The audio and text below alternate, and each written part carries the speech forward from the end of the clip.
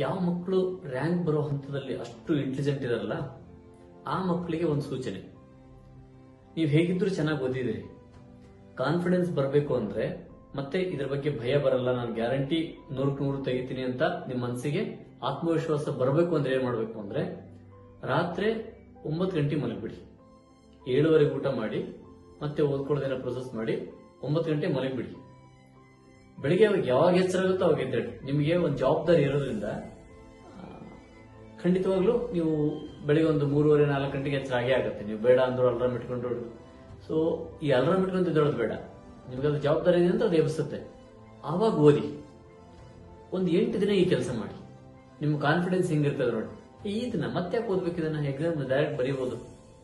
ನಾವೆಲ್ಲ ಹೇಗೆ ಮಾಡ್ತಿದ್ವಿ, ಮತ್ತೆ ಯಾಕೆ ಓದೋದಿದೆ, ಎಲ್ಲದು ಗೊತ್ತಿದೆಯಲ್ಲ. ಸೊ ಇದು ಬಂದೇ ಬರ್ತದೆ ನಿಮಗೆ. ರಾತ್ರಿ ಬೇಗ ಮಲಗಬೇಕು, ಬೇಗ ಊಟ ಮಾಡಬೇಕು.